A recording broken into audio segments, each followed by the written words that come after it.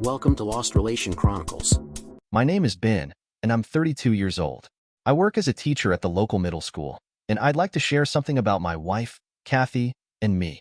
Kathy is 30 and works as a nurse at the big hospital downtown. I still remember the day I met her like it was yesterday. I was at the grocery store, staring at apples, trying to figure out which ones to buy. I must have looked lost because this beautiful girl with long brown hair walked up and said, "The red ones are the sweetest." I smiled and said, "Thanks. I'm not the best at picking fruit." She laughed and introduced herself as Kathy, then offered to help me shop. We ended up walking around the store, talking and laughing, and by the time we reached the checkout, I knew I wanted to see her again. Feeling nervous, I asked, "Would you like to get coffee sometime?" Her eyes lit up as she said, "I'd love to." That was 4 years ago. We dated for 2 years, and those were the happiest times of my life. We had picnics in the park, watched movies together, and stayed up late talking about our dreams. Kathy was smart, funny, and kind. I felt like the luckiest guy in the world. On our second anniversary, I took her to her favorite restaurant. I wore a dark blue shirt with a bright tie to match her lovely blue dress. When dessert came, I got down on one knee, heart racing, and pulled out a small box. "Kathy," I said, "will you marry me?" Tears filled her eyes as she nodded. "Yes, Ben, yes." The whole restaurant erupted in applause as I slipped the ring on her finger. It was the happiest moment of my life. 6 months later, we got married in a small ceremony surrounded by our closest friends and family. Kathy looked stunning in her white dress, and I couldn't stop smiling as we said our vows. For the next 2 years, life was wonderful. We bought a small house with a backyard where we started a garden. On weekends, we'd spend time working in the yard together, planting flowers and vegetables. In the evenings, we'd sit on the porch swing, talking about our day and watching the sunset. "I love our life together," Kathy would say, resting her head on my shoulder. "Me too," I'd reply, kissing her gently. Everything felt perfect.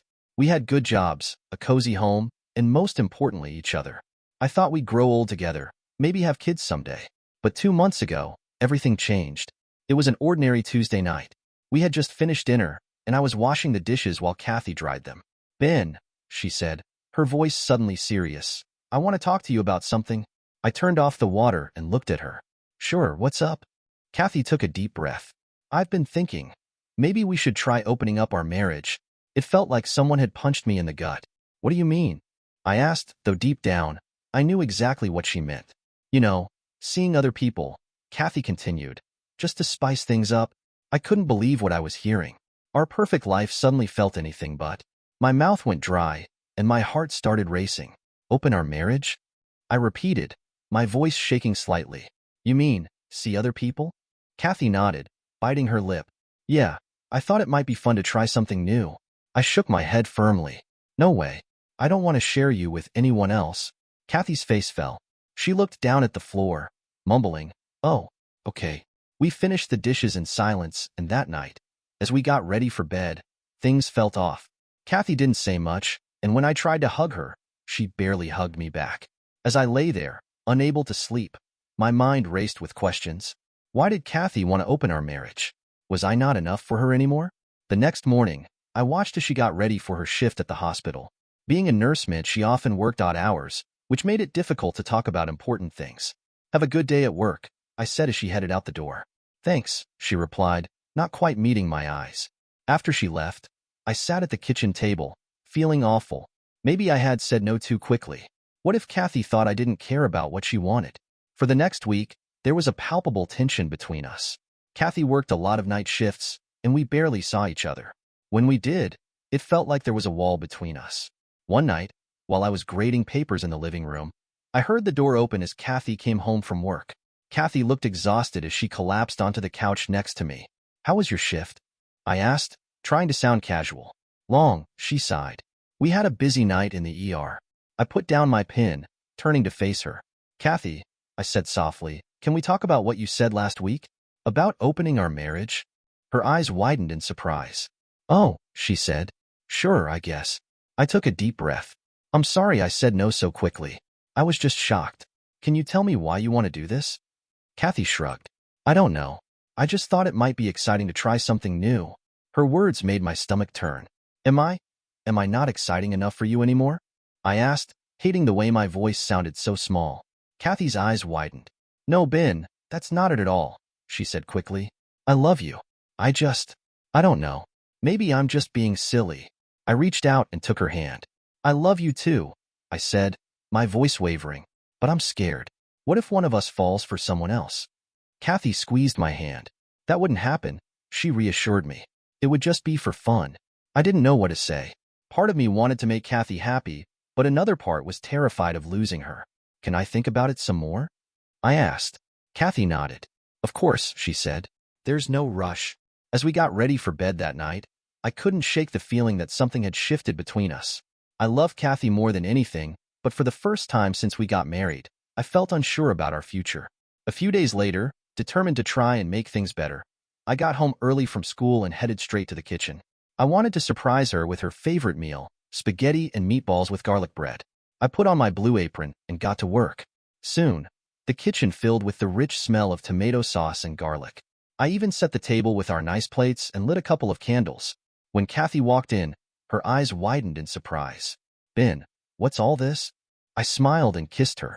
I thought we could use a nice dinner together. Her face softened. It smells amazing, she said. We sat down to eat, and for a little while, things felt almost normal again. We talked about our day, shared silly jokes, and it felt good to see Kathy smile. After dinner, we moved to the living room with glasses of grape juice, since that's what we had in the fridge. I knew I had to bring up the topic of the open marriage again, even though the thought of it made me nervous. Kathy, I said, taking a deep breath, can we talk about what you said the other day? About opening our marriage? Her smile quickly faded. She set her glass down and looked at me. What about it? I tried to keep my voice calm. I've been thinking about it a lot. Can you tell me more about why you want to do this? Kathy's face flushed red. Why are you bringing this up now? She asked, her voice rising. I thought we were having a nice evening. I was surprised by how angry Kathy sounded. I'm not trying to ruin anything, I said quickly. I just want to understand. Kathy stood up, her hands on her hips. Understand what? Are you trying to trick me or something? Now I was really confused. Trick you? Kathy, I'm not playing any games. I'm just trying to talk to you. Well, it doesn't feel like that, Kathy snapped.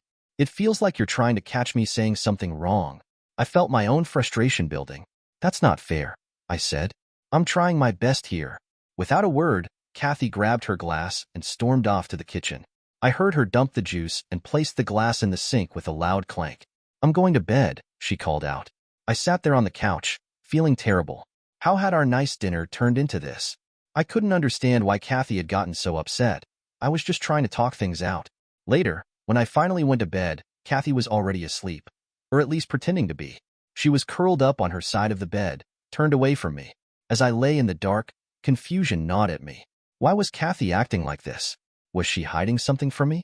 I wanted to believe everything was okay, but a small voice in the back of my mind kept whispering that something wasn't right. I tossed and turned all night, my thoughts racing, unsure of what to do next. One thing was clear. Our marriage was in trouble, and I didn't know how to fix it. The next morning, I woke up early. Kathy was still asleep, so I quietly headed to the kitchen to make some coffee. As I sat at the table, sipping from my favorite mug, Kathy walked in, looking exhausted with dark circles under her eyes. Morning, I said softly. Want some coffee? Kathy nodded and sat down across from me. We sat there in silence for a while, the tension hanging in the air.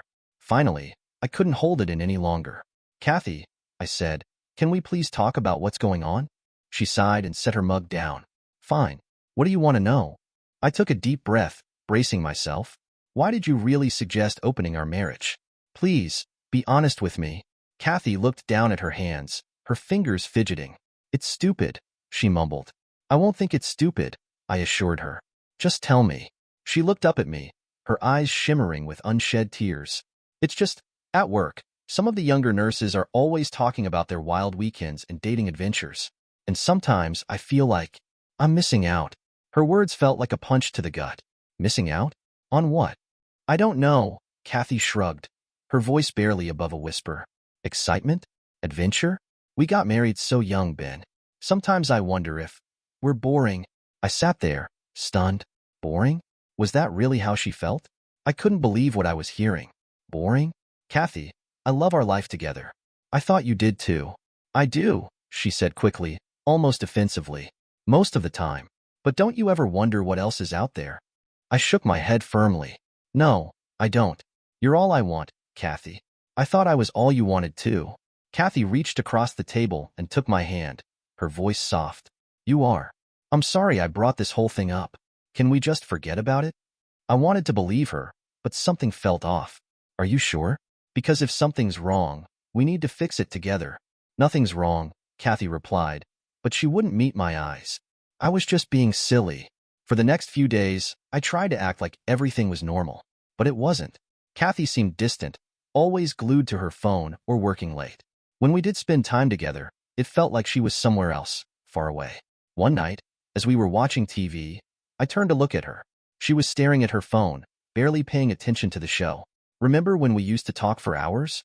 I asked, breaking the silence. Kathy looked up, startled, as if she hadn't heard me. Huh. Oh yeah, that was nice. We could do that now, I suggested, trying to bridge the growing gap between us. Talk, I mean. She gave me a small, tired smile. Maybe later, okay? I'm kind of tired.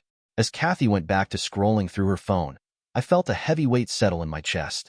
Where was the girl who used to laugh at all my jokes? Who would dance with me in the kitchen while we made dinner? Who used to look at me like I was the most important person in the world? I missed that Kathy. I missed us. And I was starting to worry that maybe, just maybe, Kathy missed something else. Something I couldn't give her. That night, as I lay in bed listening to her quiet breathing, I couldn't help but wonder if our once happy marriage was slipping away, and if there was anything I could do to save it. As the weeks passed, things between us didn't get better. In fact, they got worse. Kathy started coming home later and later from work. At first, it was just an hour or two, but soon, she was getting home after I had already gone to bed. One night, I decided to wait up for her. When she finally walked in at 11:30, I was sitting on the couch in my pajamas. Ben, she said, looking surprised. Why are you still up? I tried to keep my voice calm.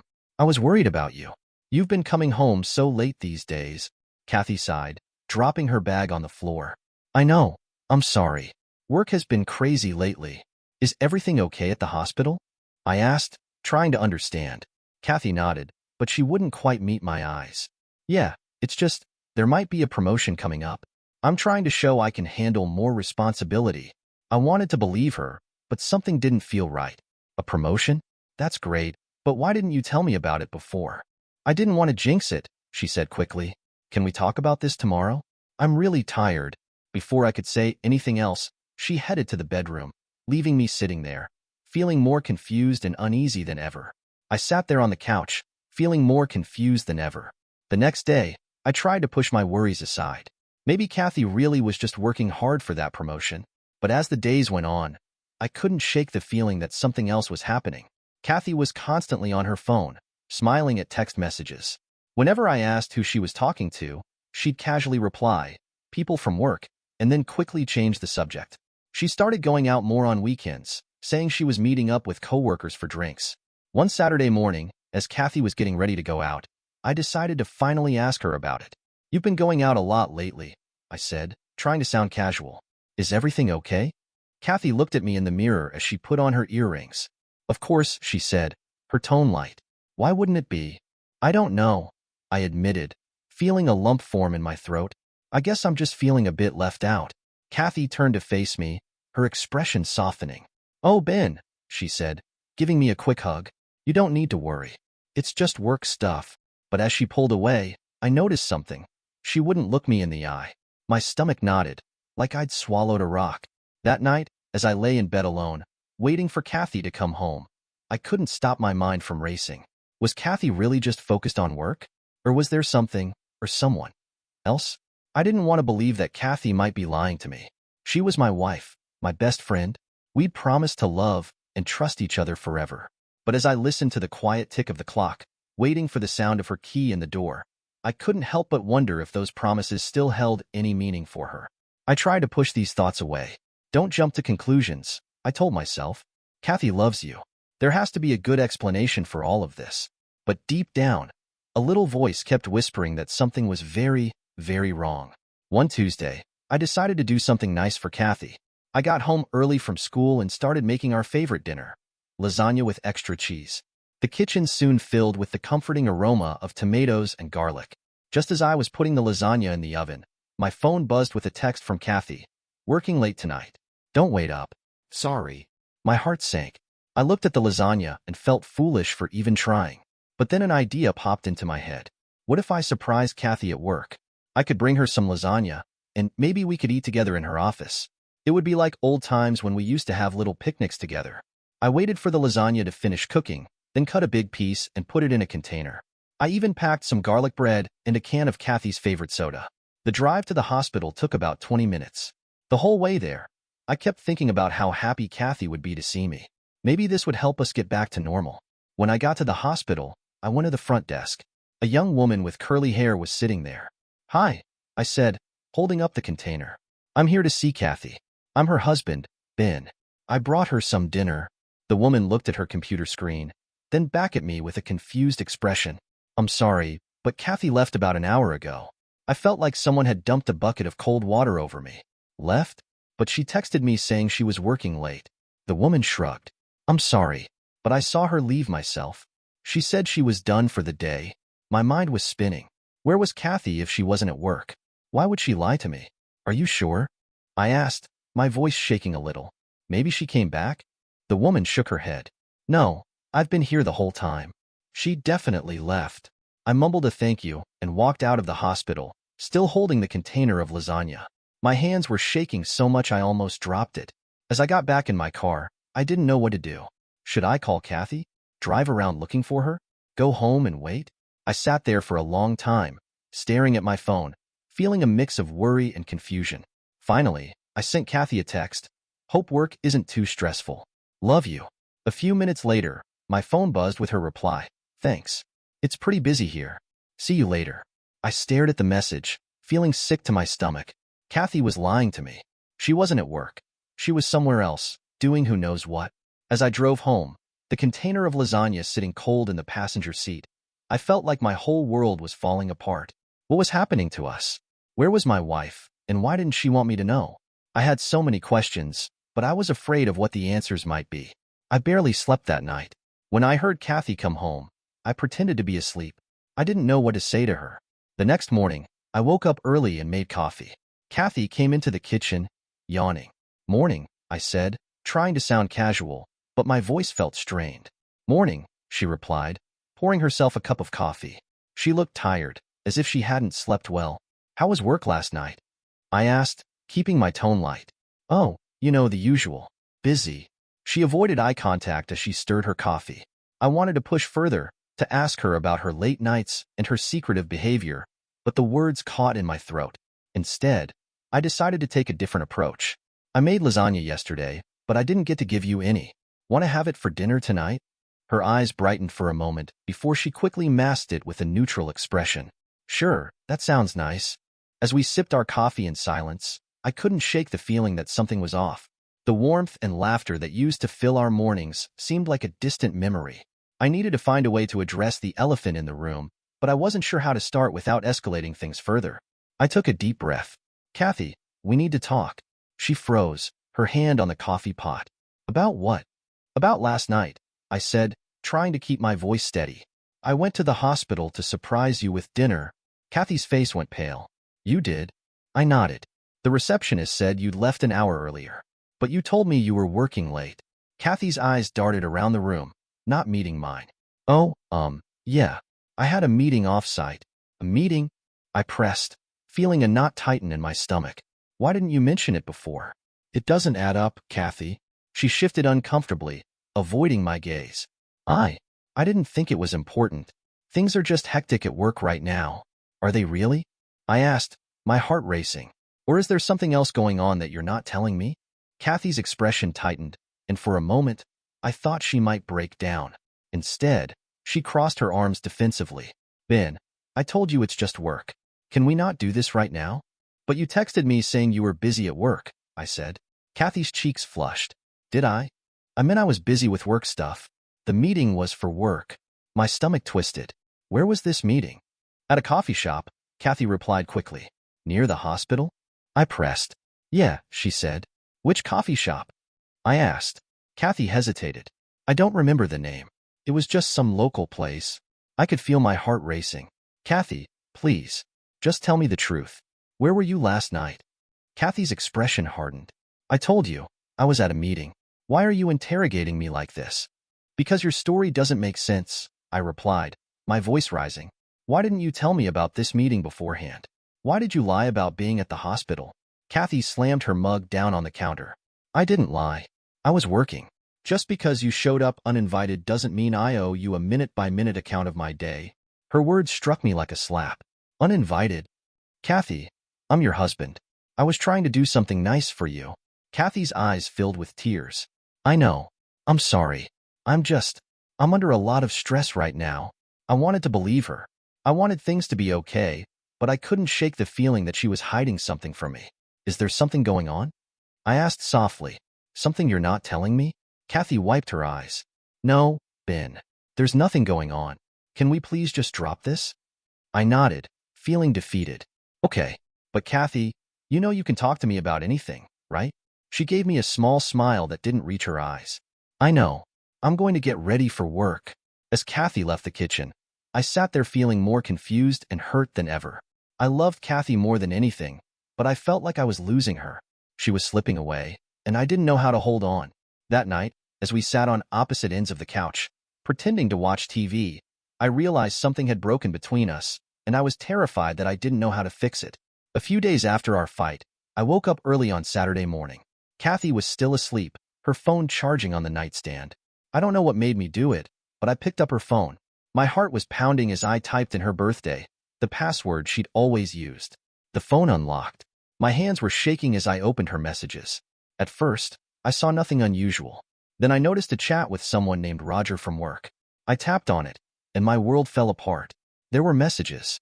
Lots of messages. And pictures. The kind of pictures a wife shouldn't be sending to another man. I felt sick. The room was spinning. I stumbled to the bathroom, locking the door behind me. I sat on the edge of the tub, still holding Kathy's phone, staring at the evidence of her betrayal. How could she do this? How long had it been going on? I scrolled through the messages, each one feeling like a knife in my heart. Suddenly, I heard Kathy's voice from the bedroom. Ben, have you seen my phone? I didn't answer. I couldn't speak. Her footsteps came closer. Ben, are you in there? I can't find my phone. I still said nothing. My mind was racing. I needed proof. I couldn't let Kathy delete these messages and deny everything. With shaking hands, I started forwarding the messages and photos to my own email address. Kathy's knocking got louder. Ben, are you okay? Why is the door locked? I'm fine. I managed to croak out. Just give me a minute. Ben, I really need my phone. I'm supposed to meet some coworkers for brunch. Coworkers? Like Roger? The thought made me want to throw up. Have you seen it? Kathy called through the door. It's not on my nightstand. I looked down at the phone in my hand. No, I lied. I haven't seen it. Are you sure? Can you come out and help me look? In a minute, I said, my voice breaking. Kathy must have heard something in my tone because her voice changed. Ben, what's going on? Open the door. I didn't answer. I was still forwarding messages, my fingers moving as fast as they could. Kathy started banging on the door. Ben, open this door right now. What are you doing? I finished sending the last email to myself just as Kathy's pounding reached a frantic pitch. Ben, I know you have my phone. Open this door. I stood up, my legs feeling weak. I looked in the mirror and hardly recognized the pale, shaken man staring back at me. I'm coming out, I said, my voice sounding strange to my own ears. As I reached for the door handle, I took a deep breath. In a few seconds, I was going to confront my wife about her betrayal. Our lives were about to change forever. I turned the handle and opened the door. I didn't confront Kathy right away. I couldn't. I was too hurt, too angry. Instead, I just watched her. A week after I found the messages, Kathy said she had to work late again. This time, I decided to follow her. I felt awful doing it, like I was in some bad movie. I'd had a few drinks to steady my nerves, which probably wasn't the smartest choice, but I needed to know the truth. I watched as Kathy's car pulled into the parking lot of the Pinewood Hotel. My hands gripped the steering wheel so hard my knuckles turned white. She was really doing this. After a few minutes, I stumbled out of my car. The world felt a bit wobbly from the drinks, but I made my way to the hotel lobby. There she was at the front desk, talking to the clerk. Kathy. I called out, my voice louder than I intended. She spun around, her face draining of color. Ben, what are you doing here? I walked toward her, struggling to keep my balance. I could ask you the same thing. Meeting Roger for a little work meeting? The clerk behind the desk looked uncomfortable. Sir, is everything okay? No, I said, my voice breaking. Everything is not okay. My wife is cheating on me. Kathy's eyes went wide as she grabbed my arm and tried to pull me away from the desk. Ben, you're drunk. Let's go outside and talk. I yanked my arm away. I don't want to go anywhere with you. I saw the messages, Kathy. I saw the pictures. How could you do this to me? Kathy's face crumpled as she pleaded. Ben, please. It's not what you think. I can explain. I laughed, but it came out more like a sob. Explain? Explain what? How you've been lying to me. How you've been sneaking around behind my back. The clerk interjected, sir. I'm going to have to ask you to leave if you can't calm down. I ignored him, my focus solely on Kathy. Was I not good enough for you? Did you get bored with our boring life? Tears streamed down Kathy's face now. No, Ben. It's not like that. I made a mistake. I'm so sorry. A mistake? I repeated, my voice laced with disbelief. A mistake is forgetting to buy milk. This is a choice. You chose to do this. Kathy reached for me again. Please, let's go home. We can talk about this. We can fix this. I stepped back, nearly tripping over my own feet. Fix this? There's no fixing this, Kathy. You broke us.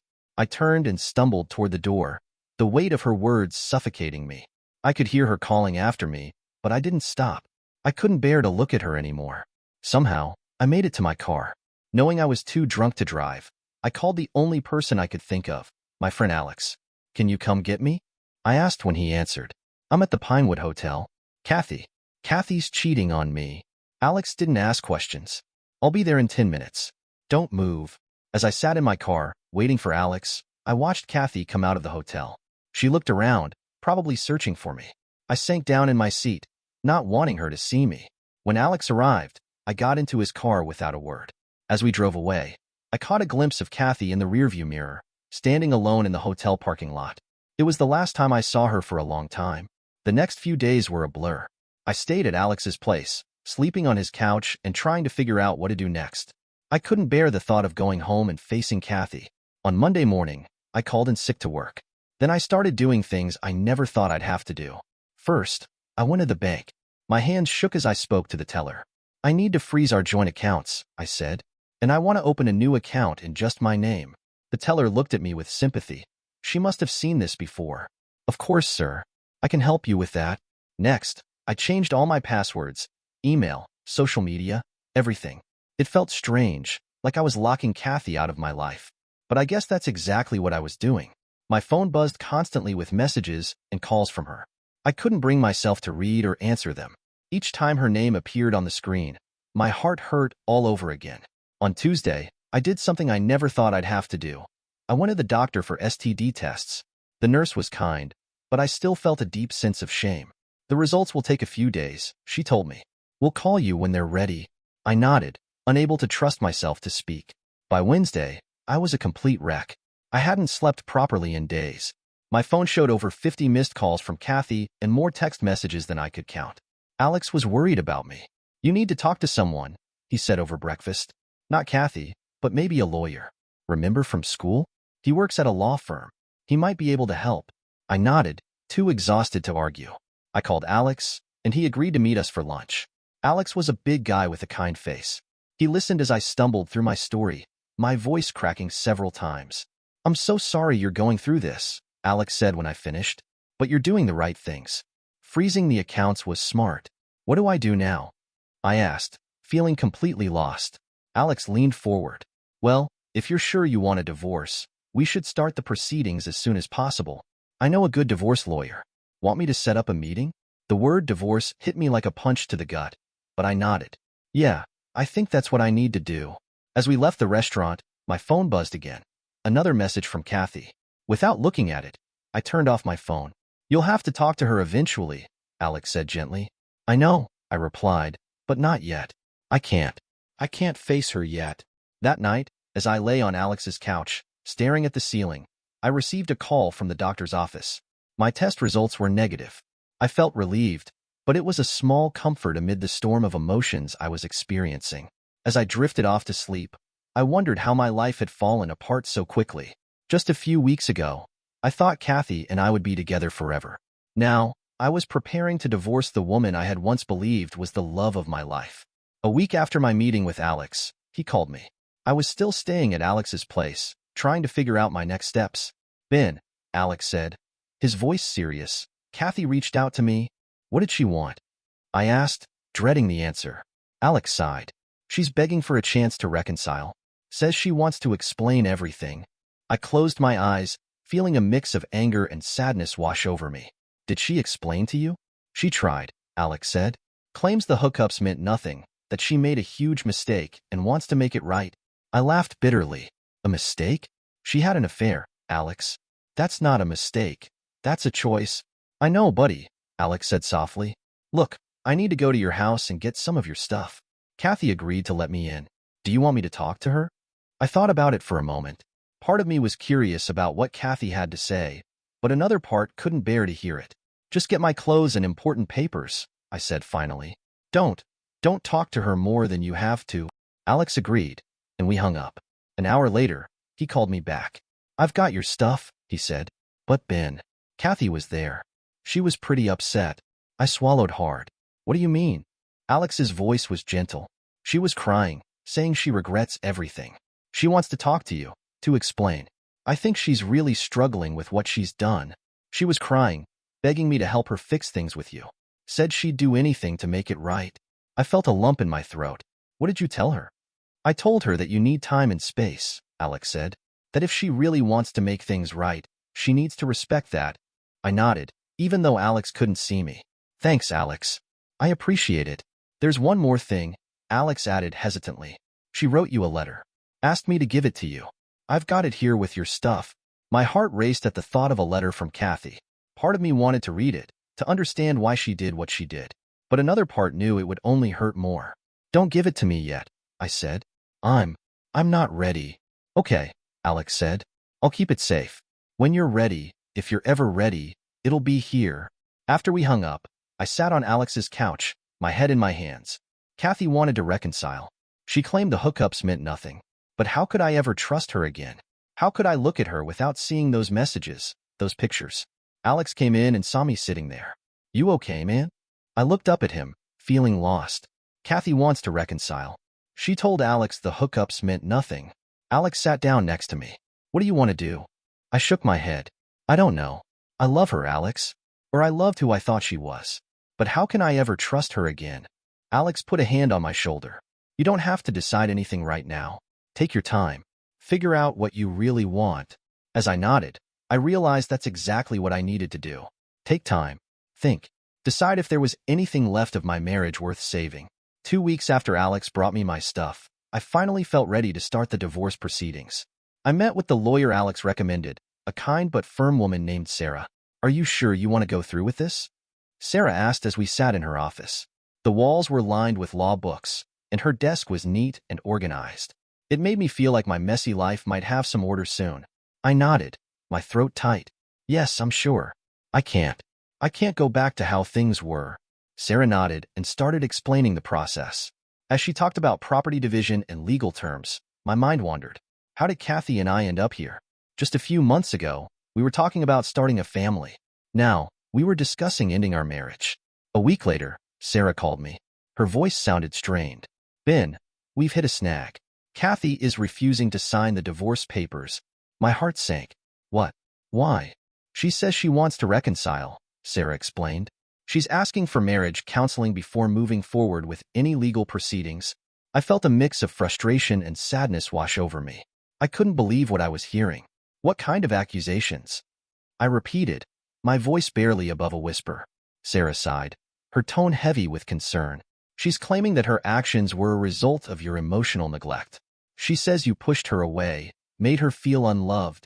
I felt like I'd been punched in the gut. All the nights I stayed late at work, the times I brushed off her feelings, thinking I was providing for us. It all came crashing down around me. I hadn't realized how my actions, or lack thereof, had affected her. Is she serious?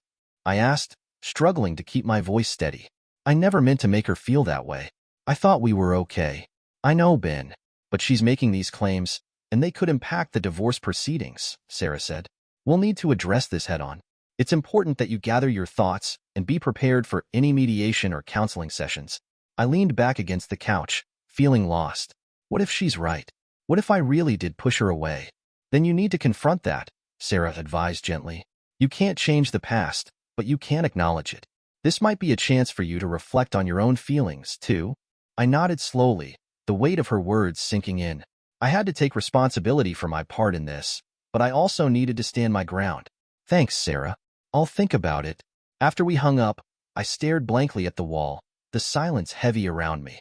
Kathy's accusations twisted in my mind, battling with my memories of our life together. I picked up my phone and dialed Alex's number again. Hey, he answered, and I could hear the concern in his voice. What's going on? Kathy is claiming I pushed her away, that I neglected her emotionally, I said, my voice breaking. I don't know what to think. Listen, man, relationships are complex, Alex replied. It's not all on you. But if you think there's some truth to her words, maybe it's worth exploring. Talk to her. Find out what she really feels. I took a deep breath, feeling the tension in my chest. Yeah, maybe I should. But it's hard to face her after everything. Just remember, you deserve to know the truth, too. Whatever that is, he said. As I hung up, I felt a mix of fear and determination. I didn't know what the future held, but I knew I had to confront this head-on. I couldn't let Kathy's accusations define me or dictate my actions anymore. I loved her, and I did everything I could to make her happy. I know, Ben, Sarah said soothingly. These are just tactics to delay the process or gain leverage. We'll handle it. But Kathy wasn't finished. A few days later, Sarah called again. Kathy is now asking for alimony, she said. She claims the divorce is causing her mental distress and that she needs financial support. I laughed bitterly. Mental distress?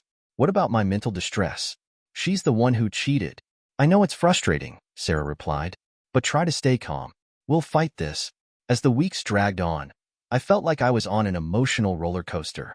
One day, I'd be furious at Kathy for her actions and for dragging out the divorce.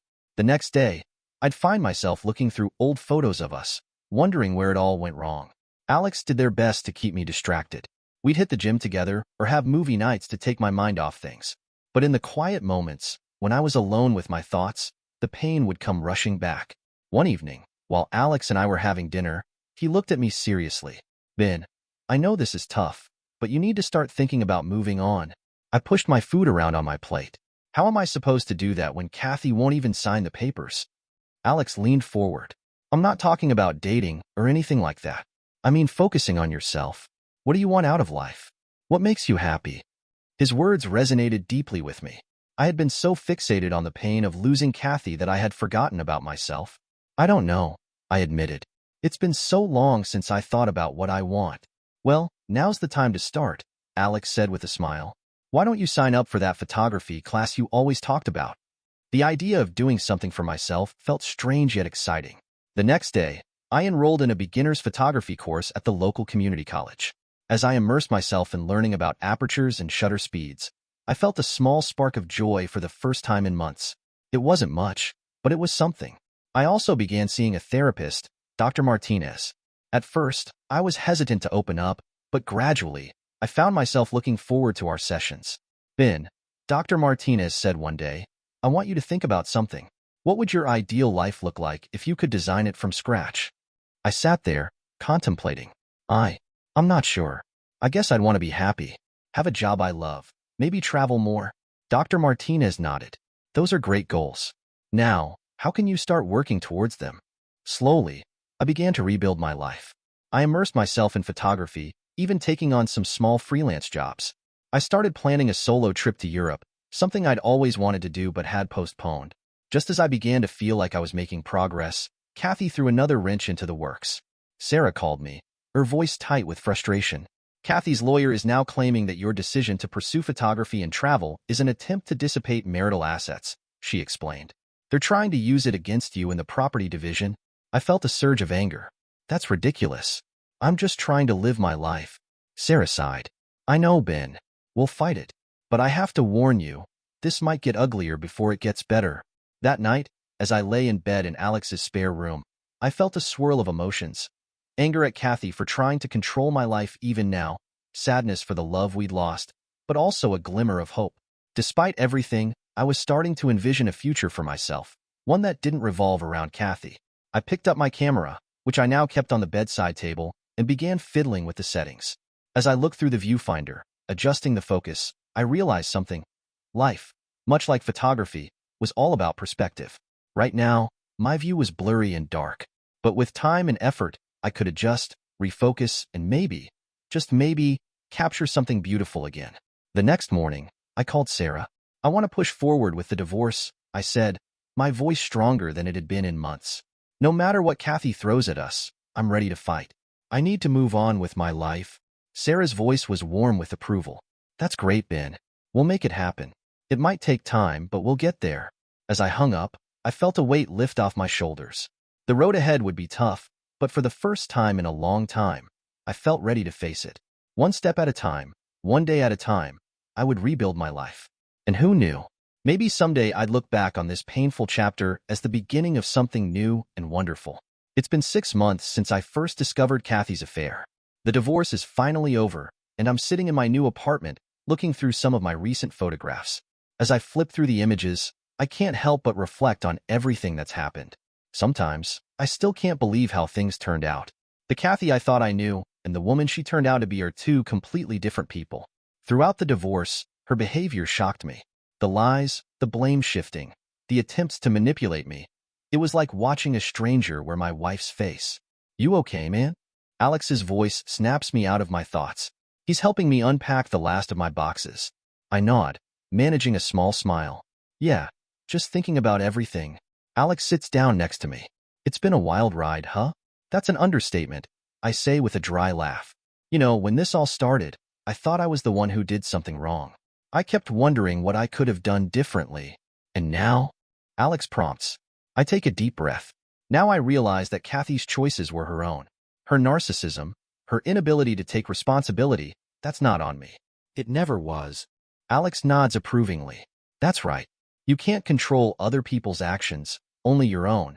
His words remind me of something Dr. Martinez said in one of our sessions. Self-respect is crucial, I say, echoing my therapist's words. I learned that the hard way.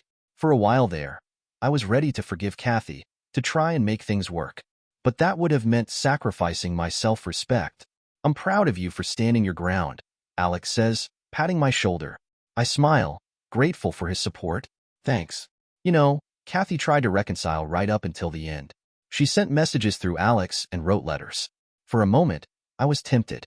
But then I remembered all the lies and manipulation. I realized I deserved better than that. As I say these words, I feel their truth deep in my bones.